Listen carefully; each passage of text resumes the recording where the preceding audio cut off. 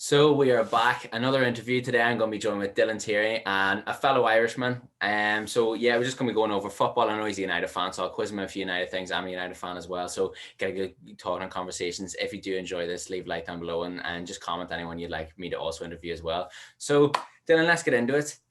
You're a United fan, yeah? I am, unfortunately. Yeah. Who would you say your favorite Man United player is ever, and then your favorite all-time player? Who would that be? Oh, my favorite United player, I'd say it's Ronaldo. Yeah. Just growing up watching Ronaldo, the way he played, it just looked fun to him, and you could see his progress over the years as well. How hard he worked and the change in physique and the goals he scored. I was drawn to Ronaldo straight away, and playing football myself, I just absolutely idolized and revolved my game around him. Yeah. Yeah, my all-time player. Go on ahead. All-time player is a hard one. It's either Rooney, Ronaldinho, or Ronaldo. You can say Ronaldo for both, but yeah. Yeah. I don't know, man. That's a hard one. What about yourself? Who's your favorite United player? I would say Rooney and Ronaldo. They're exactly the same as you. I think we both grew up in the same era, watching the same sort of football. I'd say if you were to say who my favorite United player is, I'd say Rooney, and then all time I'd say Ronaldo. I'd say Gareth Bale is up there for me as well. I don't know why. I just took a real liking to him, just the way he plays football is quality. So I'd say those are my three. But yeah. One to the left foot. Oh yeah. I don't know. Left-footed players, I think, just do it differently. Like just the way they strike the ball and just drag around the ball. Yeah. Would you say, if you're saying Ronaldo's your favorite, would you say Ronaldo over Messi then in the argument? Yeah, completely biased, but yeah. I would.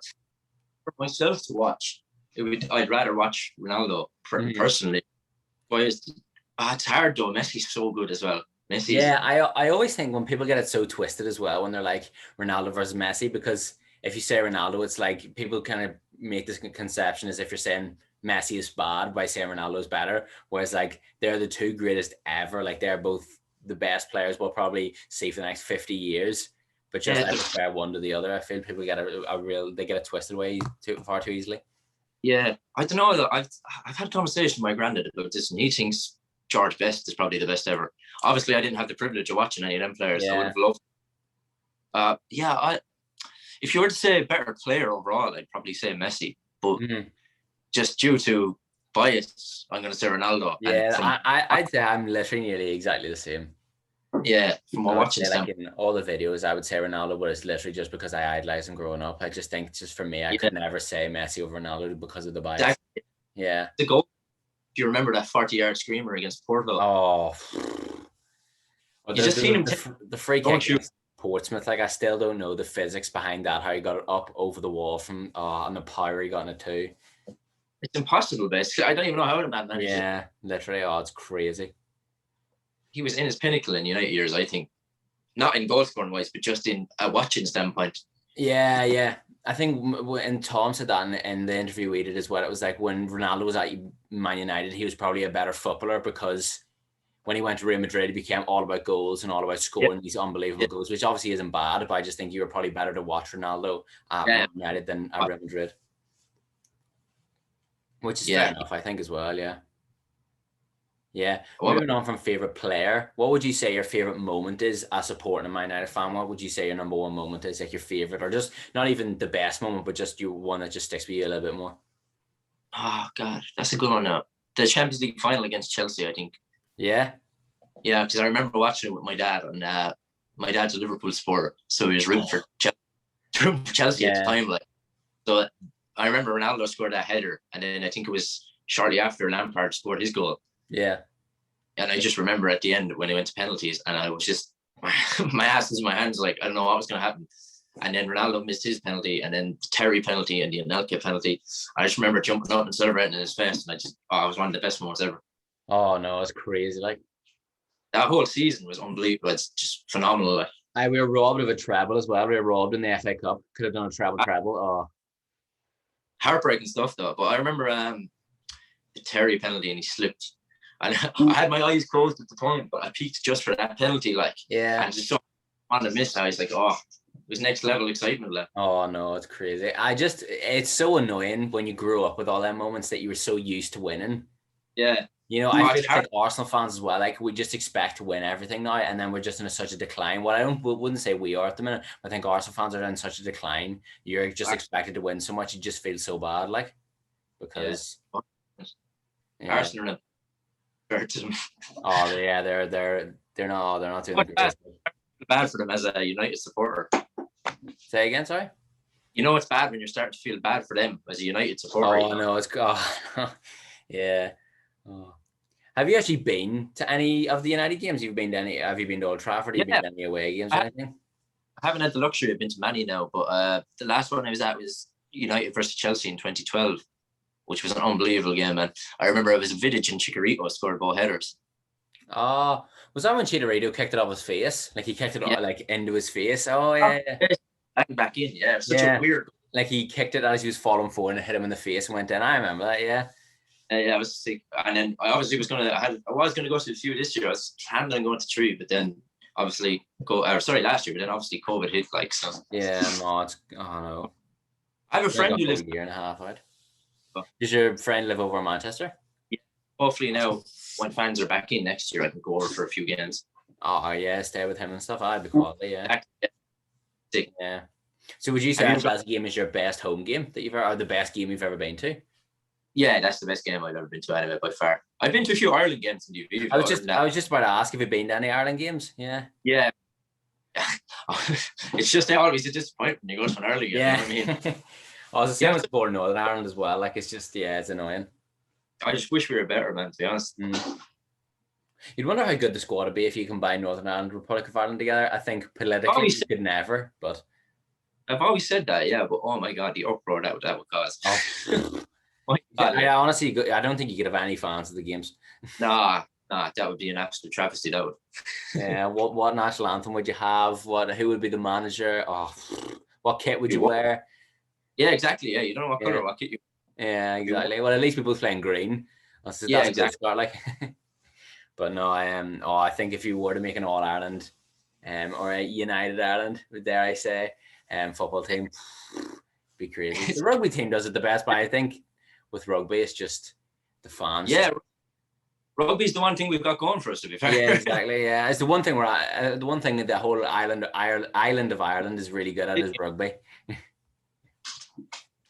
Yeah, you think? I don't know. I think if we were to combine a national team, I don't know if we would be that good though. Well, probably not good, but slightly better than we are now. Yeah, like it'd be. I'd say we'd be the second best of the 4 Ireland. I'd say we could combine to become one. I'd say we'd definitely be better than Wales and Scotland. I'd say both Republic and Northern Ireland are better than Scotland at the minute. Yes, I know Scotland are at the Euros, but I think Scotland are easy the worst, and I think they have the best individuals as well. Yeah, and I still think both Northern Ireland and Republic would slap Scotland in a game. Scotland play McTominay centre back, don't they? Yeah, and they play Kieran Tierney at centre back as well. Tierney at centre? Jeez, that's a bit. Yeah, because they have to play Robertson at left back, and then they play. Yeah. Yeah. And then, but they've got, I don't know, they've got, what do you call him? John McGinn. Ian. Yeah, McGinn. Yeah, he's so good. I know they've got a couple of really good individuals. Like on paper as a team, they should be better than Wales, but somehow Wales just play better. Yeah, Wales. Dan James seems to play good for Wales for some reason. Yeah, it's weird, isn't it? Like he always comes into form when he plays Wales, and then when he comes back off an international break, I always feel he picks up a bit of form. Do you know what? If he had a footballing brain, he would be an unbelievable player. Yeah, he's so good, man. I always feel it's a bit like Wan-Bissaka. I always feel he gets a nosebleed though when he gets in front of goal. Like he just doesn't know what to do whatsoever. And it's like what you talk about a footballing brain. He's no composure. He's no just lack of surroundings either. I just feel he just sometimes when he's running, you just look at him. Like, does he actually know where he's going? It's the same with Rashford sometimes. Rashford just doesn't get his head up sometimes. Yeah. He still scores and he's still an unbelievable player. He's out here right now, but I think he could be so much better than he actually is. Like, I think there's so much more development within Rashford. Yeah, well, Rashford's only 22 as well. Yeah, it's like I was watching the game last night against Liverpool, and they were saying on commentary about like Greenwood would be better going as the centre forward and Rashford playing on the left. And I wish Ollie would just get Pogba into midfield and stick Rashford on the left. Like just give him a position. Or even I talked about putting Greenwood out on the right and then buying a striker this summer instead of buying a winger, because I'd probably rather a striker and let Greenwood develop on the right because he comes inside on both feet so well. But I honestly feel like I think Ollie has to make a decision now and be like, right, I'm going to play Rashford as an out-and-out winger because he won't develop if he's just playing on the right, the left, and up front all the time. He's never going to get it. that's his next big decision, really. Yeah. Is the way Pogba out in that left. I think he needs to be brave and drop Pogba back into that midfield as a deep line player. Yeah, you think? Yeah, I think that's like Pogba on the left is sick. Don't get me wrong, but I think from a deep field position, he could do so much more. At least yeah, Pogba. I thought you were talking about Rashford there, but yeah. No, Oh yeah, Rashford. I think Pogba, yeah, on the left. I don't know. If you're playing like sometimes I feel we play with like 3 centre attacking midfielders. So like Pogba goes on the left and he's good there, and then Rashford kind of drifts a little bit. I think Rashford gets lost in that sort of formation on the right. Yeah. But I think Pogba, if he can come back in the midfield, but I don't know where we play him. But if we're talking about midfield, I think Fred, McTominay have to get out of there. They have to go. I was watching United stand last night. You know, Goldbridge and them, and they were on about how Fred and McTominay, you'd have to go all the way to the bottom of the league for them to start someone's midfield, like. Yeah. Which is completely agreed upon. Like, I think if you take Romeo and Ward-Prowse at Southampton, I think they genuinely would be a better partnership.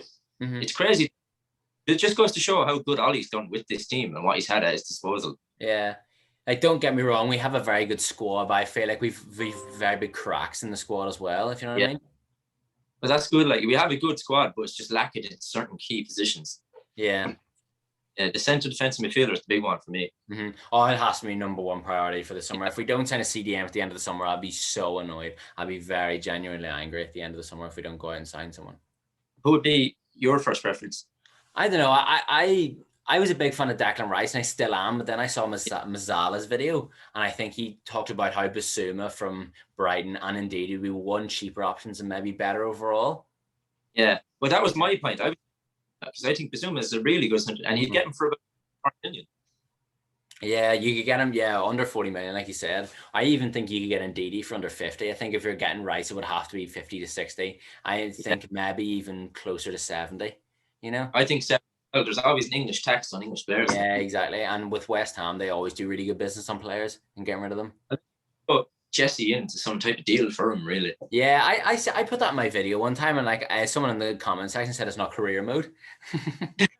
Because I was I put in brackets, I was like, you get like Jesse Lingard plus, I think I said 35 million for him, because I would value Lingard based on the season he's had and how good he's been for West Ham. I would value Lingard at West Ham to be around the 30 million mark. So in total, 35 million, or 30 to 35 million. So it'd be about 65 million for Declan Rice. And I just got roasted in the comments about it. Like, wow. I think he's right. Let's be honest. I'm so happy to see him gone and do well. Same. Yeah. Like, I'm actually happier seeing him playing for West Ham than I would be on the bench at United, even though he's a United player. Good to see him with a smile on his face again. You know, he's such a player. Oh, he's quality. Yeah, definitely. But no, I don't know. I think would you say Bissouma is your #1 in CDM then this summer? If I had my way, I think Son Niguez. I think he's an unbelievable defender. From Atletico Madrid. But you'd have to be forking about 68 million or something for him. So yeah, you want to. My preference, I'd want to get a cheap, good centre defence midfielder so you can focus on a centre back and a right winger or something as well. You know, that kind of way. But yeah, I think for me, Bissouma would be my #1 target if I could get a centre defence midfielder in. Yeah. Yeah, for me, preferably, yeah. Yeah, true, because in my video, it was the Neves football one. It was her one where you got like £150 million budget. And then I did Rice and Harry Kane, because I think personally what I would want to do next season, if I had it my way, I'd probably try Greenwood on the right and then Kane up top, because I think if Kane's coming towards the end of his Tottenham career and, he wants out because he wants to play Champions League football, I honestly think would be the perfect club for him. I think Kane would be so good at United. He would. Oh, he'd be amazing, yeah. Pogba, Bruno, and then he'd have Marcus on the left with balls in as well. And you look at how good Kane has made Son this season, you wonder how good he could make Greenwood and Rashford around him, because he's obviously developed his role as a striker, being more creative. He's top assister and top goal scorer from a striker. It's absolutely incredible. He's phenomenal. He's a phenomenal player. Yeah, player of the season for me. Yeah, I'd probably put Kane there as a season as well. Even though I want to put Bruno, probably put Kane. Yeah. Yeah, no, Bruno's been amazing. Like, you look at that stuff with like him breaking like Lampard's records and stuff. Yeah, like he's it's just a start as well. Like I honestly think he's properly coming into. He's not in his prime yet, but he's so close. He's coming into his prime. He absolutely is. I see that he's the third goal and assist involvements in from a signing from United. I think was Cantona first, Van Persie second. Even to be Yeah. amongst theirs is outrageous. Oh no, it's crazy. 48 million as well. But I just think, yeah, it just gets so hated because he takes penalties. And I hate this thing, like the whole pen merchant thing. It doesn't exist in my opinion.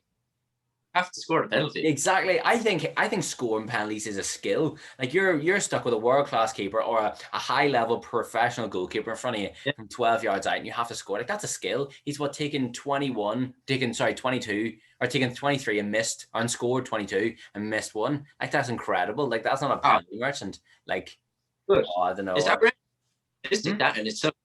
Yeah, exactly. It's crazy. Yeah, or like even calling like I don't really like when people call Salah overrated because like yes he gets you goals and assists, but people call him like a stat merchant or a stat patter. Like that doesn't exist. Like how can you be a stat merchant? Like it's just because you've got good stats. I made a video on that today. I was them sing along better player videos on TikTok, and like a load of people giving me guff about Salah. I think I said he was better than Prime Hazard and Mahrez. I don't get the whole Mahrez debate really, to be honest. Yeah, it doesn't make sense to me. Like that is unbelievable. He's world class. Even when he's not playing well, he's still getting you goals. Like, for me, that's the definition of a world class player. Yeah, definitely. 100%. It's like Salah has. I don't know why people are like, oh, Salah's had an off season. He's scored 19 goals this season. He's like, phenomenal. Is he not like second top goal scorer?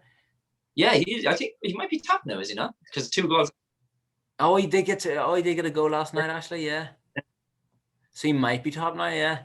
But and he's done this like the last 3 years in a row. It's 3 seasons and plus goals. It's phenomenal. Yeah, no, it's crazy. But I think with the Hazard Salah debate, it all depends on what you want. And it's like I will openly say, if you're talking about an overall footballer and who you would want to watch and ability wise, it's Hazard every single day of the week. But if you're looking for someone, if you're a manager and you want someone that's going to get you output from exactly the same position, it probably is Salah. But then Hazard offers so much more, creative wise. He can make a chance out of nothing. He can win a game out of nothing. Can Salah do that? Maybe not. So it's so tough. Like my opinion would change on it every day. Who I would rather have between Salah and Hazard. What I wanted from United, the standpoint, Prime Hazard or Prime Salah, I'd probably take Prime Hazard just because of the sheer goal and assist numbers. Yeah. Oh, definitely. Yeah. But the Mahrez one is weird. Like, yes, he's had a phenomenal season this year, but I don't know. I feel like the people who go like, oh, Mahrez is better based on ability. It's like that doesn't at all. It's like not even based on ability. It's like, it's weird to me, really. It's like. So when Paddy Murphy made a video, it's like Virgil van Dijk is the best defender in history based on ability. It's like, no, he's not. Yeah. You can't call him the best defender and then not like sum it up as an overall defender. Like there are much more qualities in a defender than pace or whatever. And I'm not saying Van Dijk isn't amazing. He's definitely top, 5 best defenders in Premier League history already. Yeah. But I do a lot of videos clowning on Liverpool about the Van Dijk thing. But don't get me wrong. Genuinely one of the best centre backs in Premier League history. Oh, definitely already as well. Like he's been incredible since he's come in. Yeah, shows. And I think also what go on. I think he just needs a few more seasons, a few more trophies to really solidify himself in that spot. Oh, definitely. And I think what we saw last night, talking about centre backs and like their involvement or how influential they are for their teams. Harry Maguire, man. Oh man, I don't know if you know Daslow guy, no? Oh yeah, he was. I saw him everywhere. Like literally, my For You page being full of him. Wasn't he dancing or whatever? Because he got injured. And my brain was rattled. I couldn't understand it. It's like, first of all, why would you celebrate one of your own players getting injured? Especially the captain. Your captain, yeah. And I says Harry Maguire is, in my opinion, top 5 centre backs in the league. Mm-hmm. Oh, he's in my team of the year personally, alongside everybody else. Yeah, 100%. I have him alongside Diaz. Mm-hmm. He's so crucial to our team, even organisationally wise. He might not be the fastest centre, but I think if you genuinely put a fast centre back next to Harry Maguire, you're gonna have a.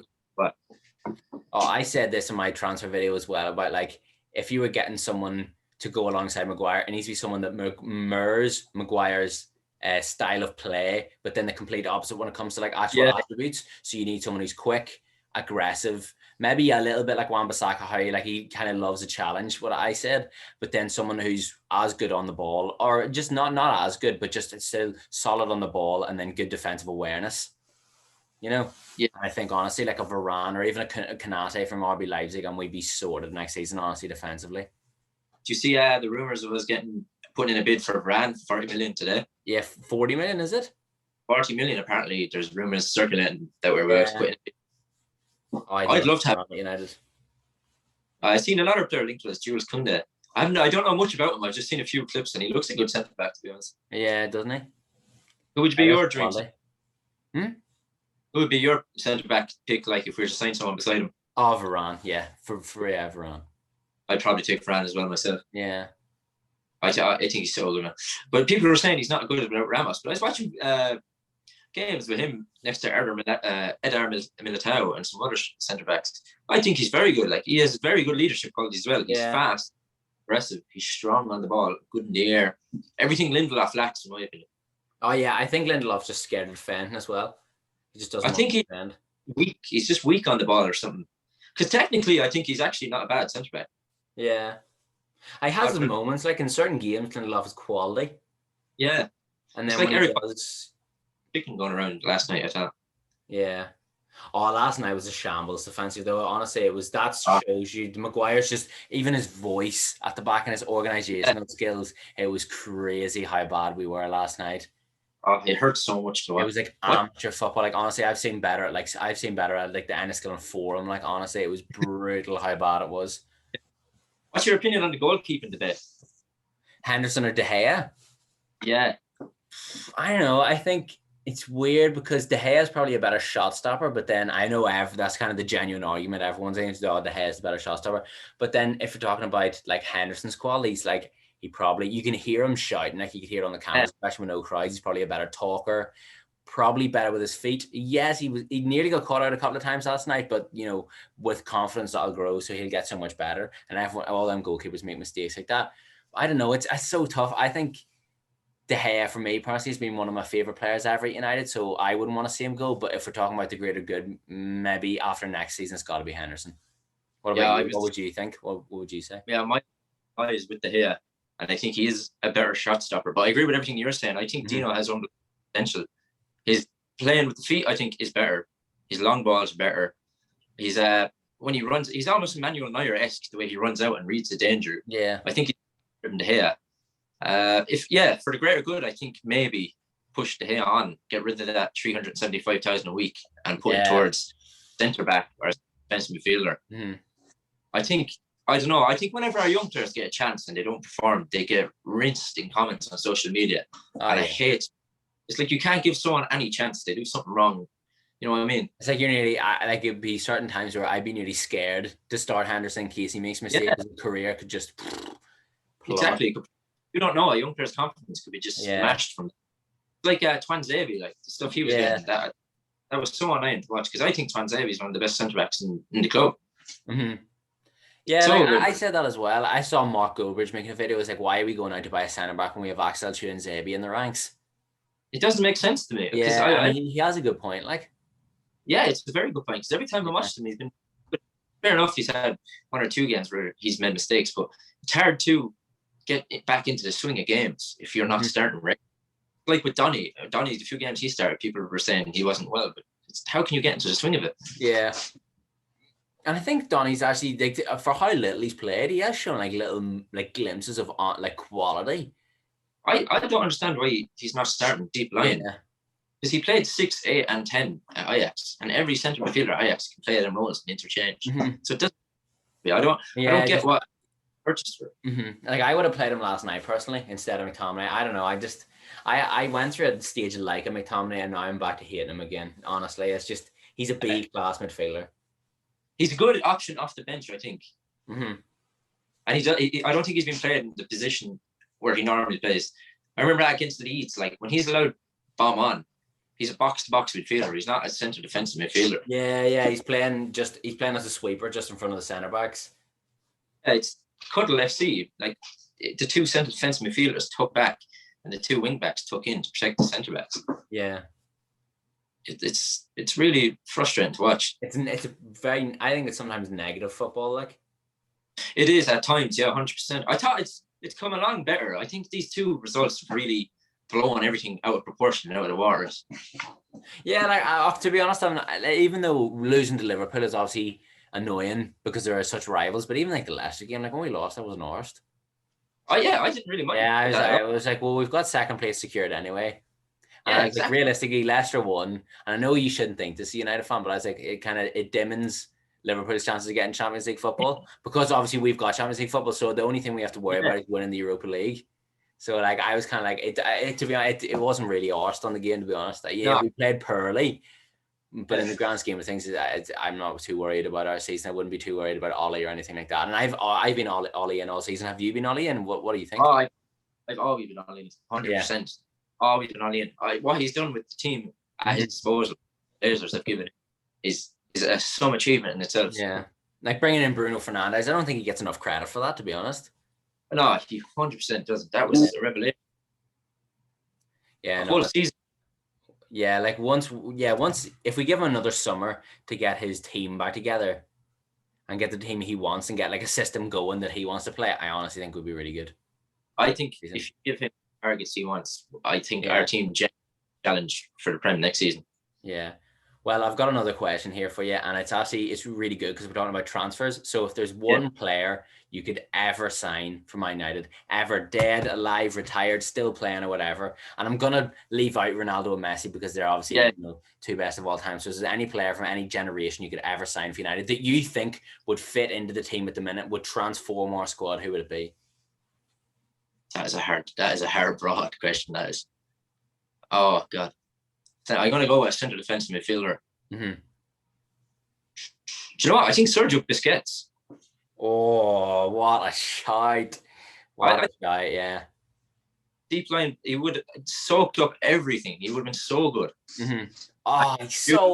Like the disrespect Sergio Busquets. And I'd be if there was a fan club on TikTok about Sergio Busquets, I'd be in it.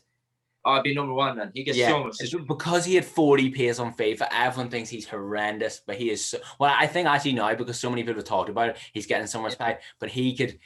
I always remember, like, if you're like growing up playing football, everyone talks about like doing the simple things right. Sergio Busquets could do simple things perfectly, honestly.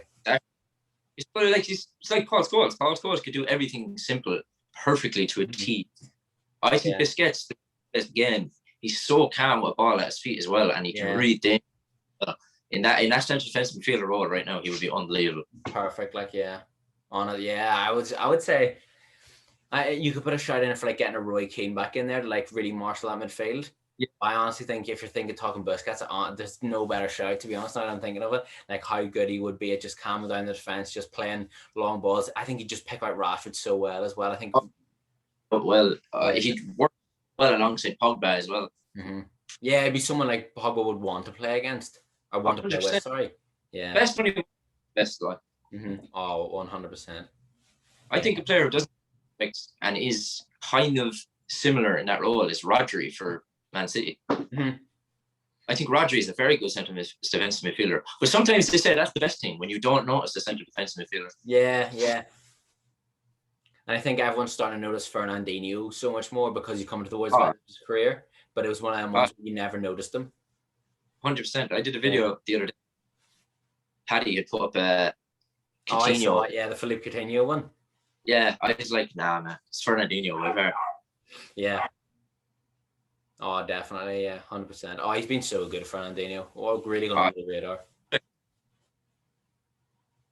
Yeah. Anyway, moving on to another question I've got for you. What are your expectations for next season? So, what do you expect from us next season? You can talk about what do you expect us to finish or what do you expect us to actually do as a club?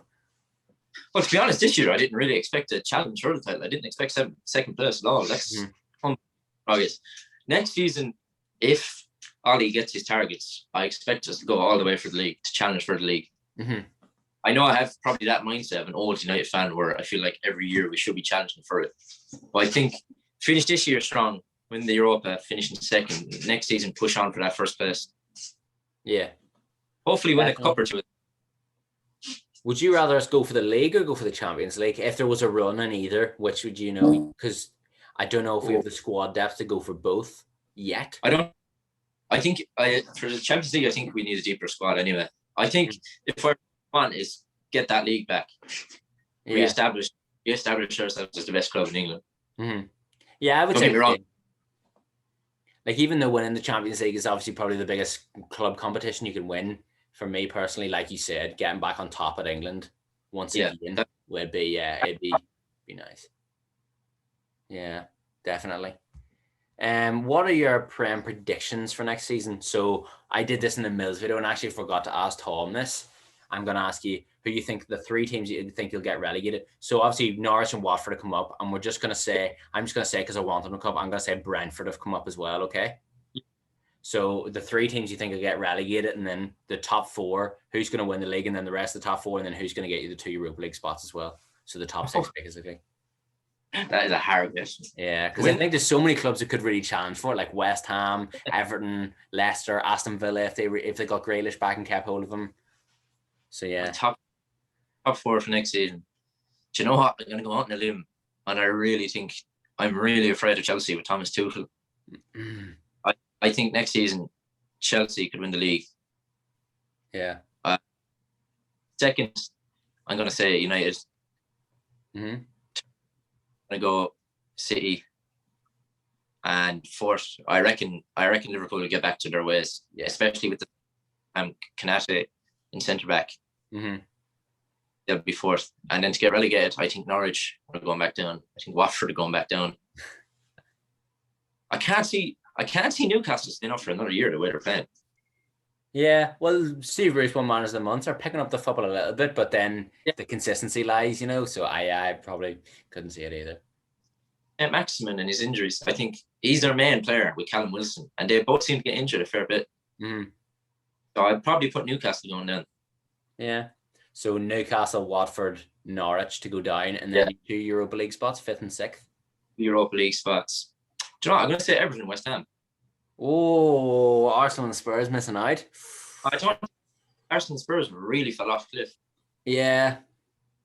And if can't Spurs were to lose Keane, oh, Jesus. It's going to be interesting to first get as their manager as well. I can't think of anyone out there, really. Yeah. Like I remember they were linked with the Ajax manager, and then obviously like what do you call him? What's his name? Hansi Flick from Bayern. Yeah. He's doing German national team, isn't he? No? Yeah, Hansi Flick's away to the German national team, and then Nagelsmann's away to the Bayern Munich. That's so boring, that German league, man. Brutal. Bayern Munich have just gone in and just gone, we'll have your manager and your best player, Upamecano, and just left. Like, oh yeah, it's a dead league. It's a dead league. Boring, like. Yeah. Do you know what I mean? Bayern, like, no one mixes it up. Like, nine times in a row they've been champions. They didn't even celebrate. Did you see the pictures? They're all just looking at their phones, like as if, this is just another day. Yeah, exactly. It's the back of like, at least they won the Champions League last season, so we can actually admit they're a good club. But they have no challenge in that league whatsoever. Like Dortmund are like sitting at 6th in the minute, like 5th or 6th. I can't remember when I last checked, but they won the Pokal Cup though yesterday, didn't they? I was going to say like Lewis Piszczek finally won a trophy at Dortmund. Nice to see, man. If you read, I think it's Piszczek or is it Blaszczykowski? They're a backstory where his mother and father was murdered. Oh yeah, I think that's Blaszczykowski. It could be Piszczek actually. I'm not too sure actually. Yeah, that's a good one. I always get the two of them mixed up. He watched his mother get killed or something like that. Yeah, it's nice to see someone long serving in that club get a trophy. I seen Valencia retired the other day. Yeah, I loved Antonio Valencia, man. He was some player. He was a proper old school right back. Like he just bombed that line. He was quality. Proper professional. His goal against Everton will always stick with me. Oh, the ball from Matic just switched it, and then Valencia hammered it. Oh man.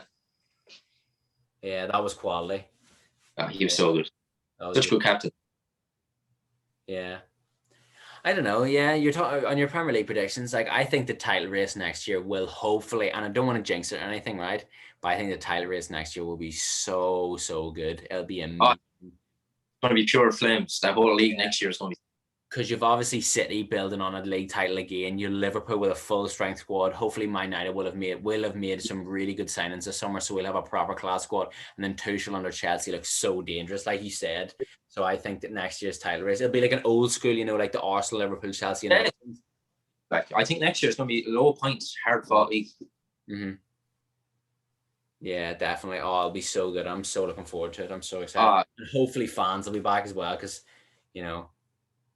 I reckon it will. I reckon the worst of this has died over now. Not to jinx it, but Yeah. I reckon we'll. Yeah, definitely. I don't know. Yeah, that's crazy though. I'm looking forward to football so much. And then I'll ask you as well, just in the back. What are your predictions for the Euros? I actually haven't asked anyone this, but I just remembered it now. Euros come up this summer, and then sure, isn't it is it the Confederations Cup or whatever they play in South America? Oh, Confederations Cup, yeah. It is Confederations. Is it the Confederations Cup? What's that yeah, in South America? The South American Euros.